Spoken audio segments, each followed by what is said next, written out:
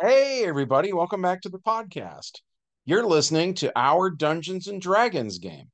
I'm your host, the Dungeon Master, and we haven't played D&D since last spring, which was due to a variety of reasons. It was the end of my daughter's senior year of high school, and she got pretty busy with end of the year stuff. It paid off. She actually got her college completely paid for free. So that was awesome. Um, then she went on a trip over the summer, and then when fall rolled around, she's been pretty busy with college. And now she's on break between her first quarter and second quarter of the year. So we decided to get some gaming in while the whole group was available. Right now, we are in the very middle of our Rod of Seven Parts campaign, in which each piece is in a different D&D setting. In our last adventure, we got the third piece of the rod on the world of Mystara. So in this one, we're headed to the Dark Sun setting. But before we get too into that, though, we would love it if you took a moment of your time to smash that like button, make sure you're subscribed, and leave us a comment. Partially because it helps us out with the YouTube algorithm and might get our channel seen a little bit more. But also, we love hearing from you guys. So, with all that said, let's dive in. The prologue to today's game session is that Arthur has three pieces of the Rod of Seven Parts now, and he uses them to locate the fourth piece, which is on the desert world of Athas. After a very long journey, which is kind of a nod to how long it's been since we last played, the heroes finally arrive at Athas and get in Baba Yaga's hut, which then teleports down to the planet's surface. Minka stays behind because she's pregnant with Arthur's child. And Elisa also stays behind. She is pregnant with the half dragon child of Voltairus Yule. Voltairus himself comes along on the adventure, though, as does Minka's brother, Grabthar, and her twin sister, Maxa Areva. And that brings us to the main body of today's game session. Once the landing party arrives planet side, they walk towards the pyramid and see that the entrance has a grandiose stone snake wrapped around it, which gives Arthur the creeps. Baba Yaga's hut is too big to enter the pyramid, so it sits down in the desert sands, sort of the way a chicken sits, to the point where you can't see its legs anymore. As the party is walking along, an arrow suddenly zips by Max's head, and three bandits and one bandit captain rush the heroes. So Maxa attacks the bandit captain, rolls a 5, and misses him. He swings a scimitar at her, but rolls a 12, so it hits her wrist bracer, doing no damage. She rolls a critical failure and drops her battle axe in the sand. The bandit captain hits her again, but does no damage. Maxa picks up her axe as he rolls a 3 and misses her again. Then she rolls a 17, which is a hit, and now he has 46 hit points left. He rolls a natural 20 and hits her, doing 12 points of damage. She rolls and hits armor class 24, so she does 22 points of damage to the bandit captain, leaving him with only 24 hit points. He rolls a natural 1, fumbling his weapon, and he goes for it, and she rolls a 7, missing him. He grabs his weapon, and she rolls a 15, doing another 24 points of damage. After the bandit captain is knocked out and she looks around, she sees that the other three high level heroes had already dealt with the other three human bandits. Grabthar tells his sister that she has spent too much time warming the bed of Arthur and not enough time on the battlefield, and as such, she has grown soft. He grins a little bit, knowing that he got her goat. This is about the closest that Grabthar really gets to a sense of humor. She yells and cuts off the bandit captain's head, then throws it at her brother, cussing at him in Orcish, and he continues to grin. As they approach the pyramid, the heroes find a hermit hiding behind an obelisk. The hermit keeps muttering the phrase Gibbs Coincis to Decaxis. So the heroes look around and find a statue of a golden cat. Maxa searches the panther-like statue and finds a shape in its palm that is the same size as a gold coin. So she puts one gold piece into it, and the golden clockwork panther comes to life and seems to serve her now. They then enter the pyramid itself. The heroes enter the first chamber of the pyramid, and there are two mummies laying in sarcophagi. Maxa finds a cloak of resistance and a ring of minor energy resistance for fire. When the heroes go to leave the room, they are forced into an area that is only 10 feet wide. While they are in this bottleneck, Arthur and Maxa are at a pair of double doors with Voltaris and Grabthar behind them. The two mummies then touch Voltaris and Grabthar in the back and infect them with something called slimy doom. So Voltaris and Grabthar turn around, and Voltaris uses his fire breath weapon. So the mummies each have 38 hit points left. Grabthar then uses lightning from his famous hammer, inflicting a whopping 62 points of damage. So the mummies are dead, but Voltaris and Grabthar are now slowly turning into slime, and they only have 24 hours left to live. And Grabthar warns the other members of the party to not touch them. Maxa is, of course, extremely upset. But Grabthar says perhaps today is a good day to die. And if this really is the end, he intends to go down swinging. And while Grabthar does not fear death, Voltaris does. He says maybe they'll get lucky, and somewhere else in the dungeon there might be a cure for what ails them. So as such, the heroes adventure on. The next chamber is a large room in the middle of the ground floor. It is ominous in its calmness and stillness.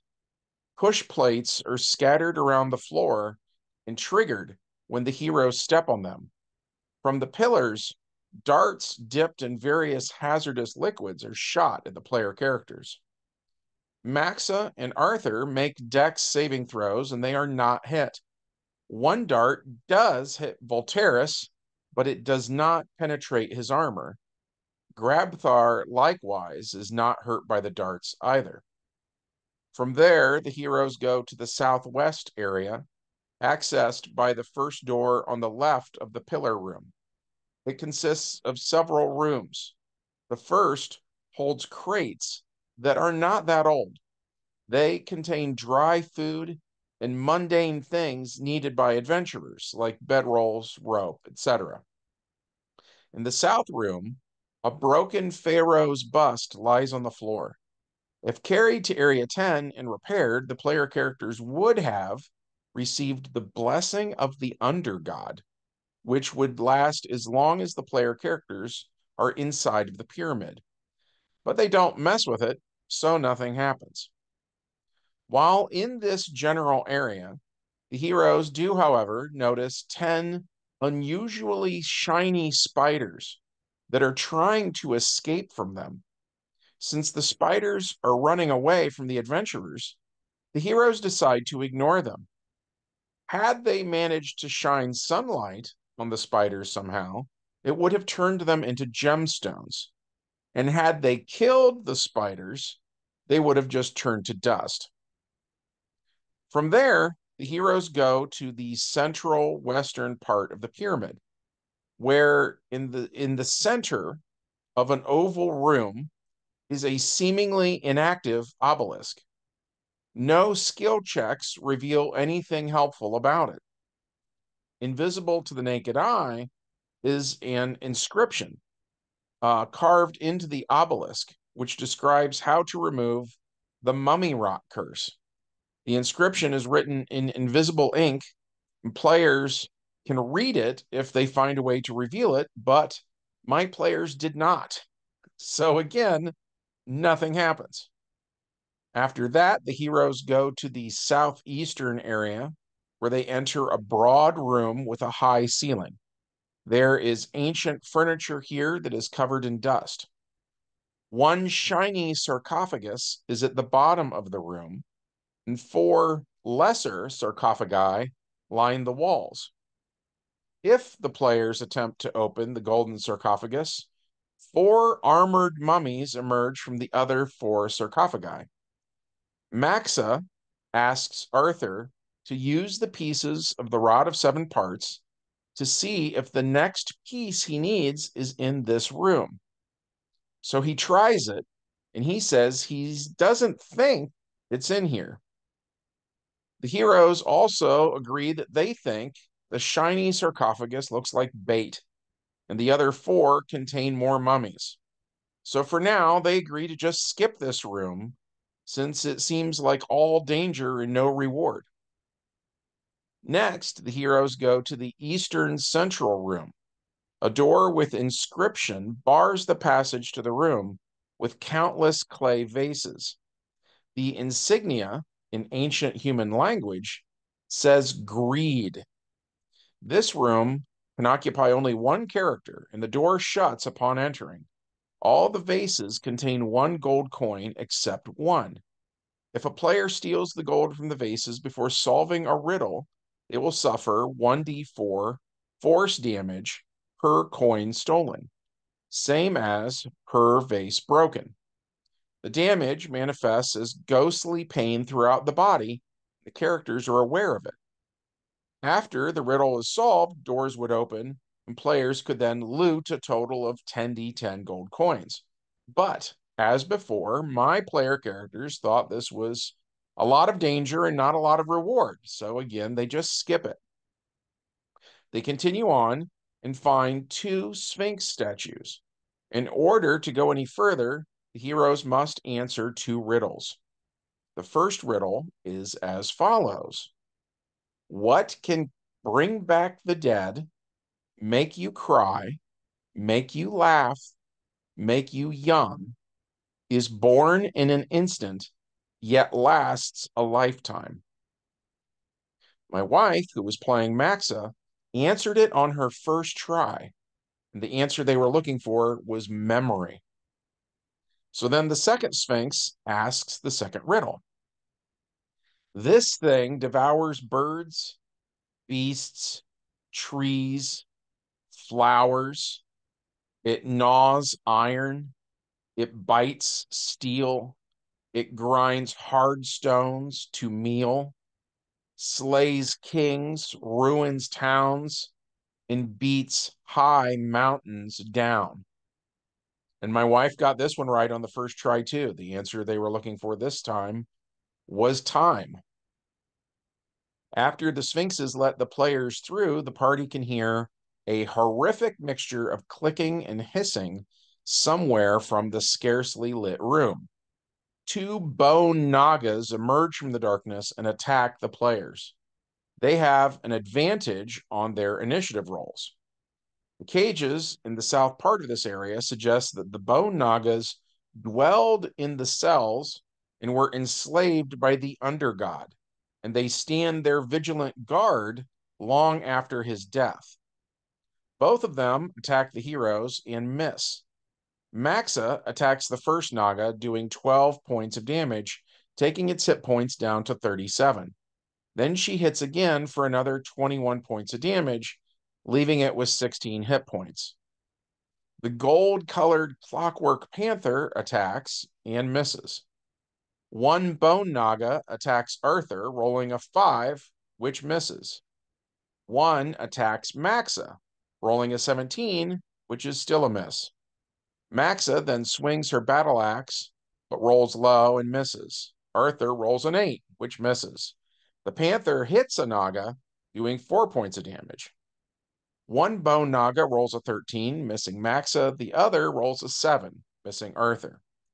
Maxa rolls a 15, hitting for 20 points of damage. which means that her axe breaks the skull of the first Naga and it stops moving. The Clockwork Panther rolls a 16, which hits for 6 points of damage. So the remaining Bone Naga now has 52 hit points left.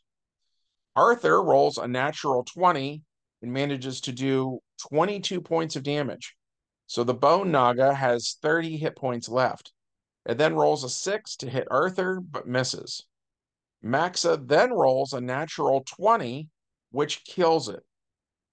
After the monsters are defeated, the players loot a nearby chest with an eye rune inscribed to it, and inside, Arthur finds the fourth piece of the rod of 7 parts. One of his existing pieces plugs into the end of this new piece. So now he has 2 smaller rods that are each made of 2 segments. And now those 2 fit together. So finally, he has 1 rod that is 4 segments long. Each piece is a different color, and each piece has part of a phrase inscribed into it.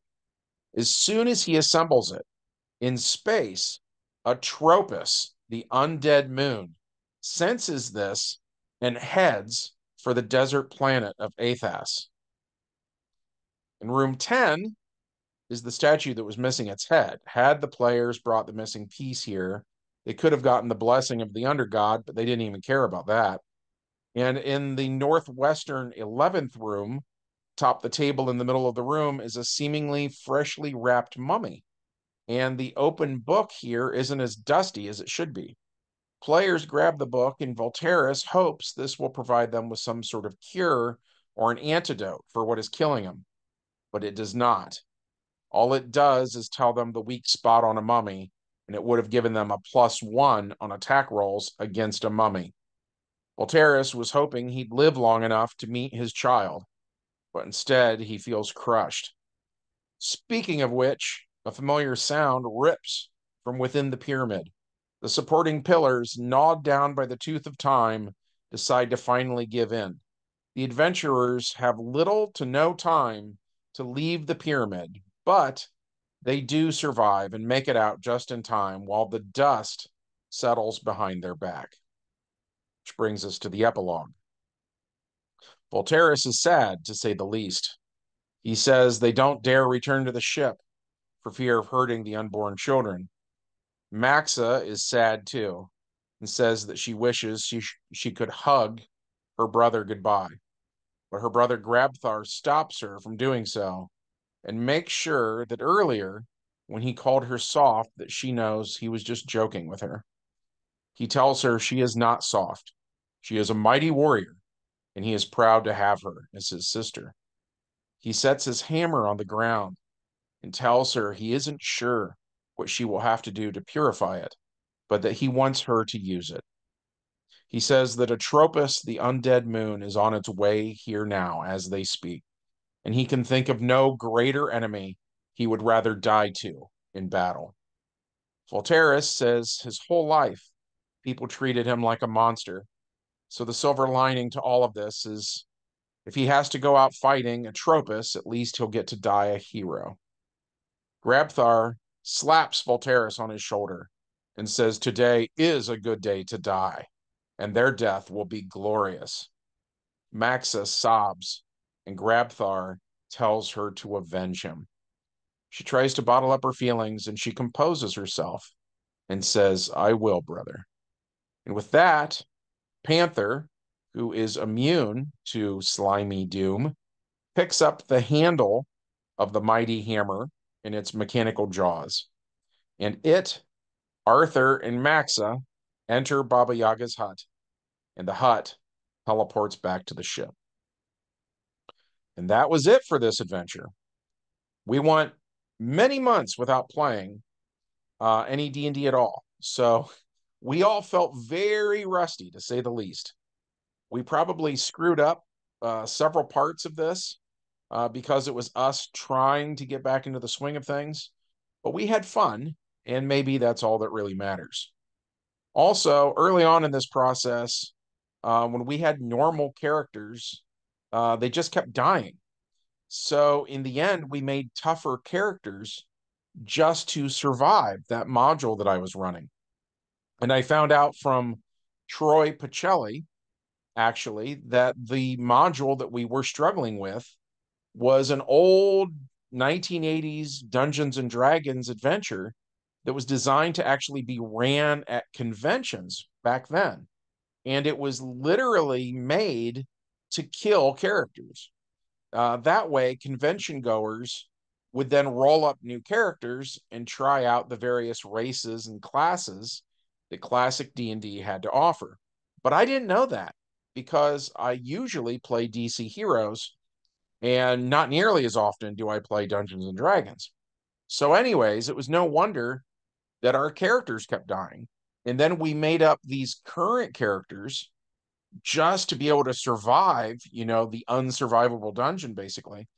And the current party does, to me, seem to be a bit ridiculous. And to be really frank, I'm kind of embarrassed by them. So while I never normally set out to kill anybody off, I am kind of thankful now when it happens, because from here on out, I can tell my players to rein it in some, make new guys who are more traditional D&D characters. Humans, dwarves, elves, halflings, etc. And fewer air maidens, beholders, dragons, trolls, and all that jazz. Anyways, so this adventure was pretty well received. Honestly, when the characters did die, there wasn't a dry eye in the house, which the girls tell me is a good thing. So I'm glad they enjoyed themselves. Hopefully, you also enjoyed listening to this. If so, as always, smash like, hit subscribe, leave us a comment. And from everybody here at our Dungeons and Dragons game, we hope you have a good one, and we'll see you in the next adventure. Bye.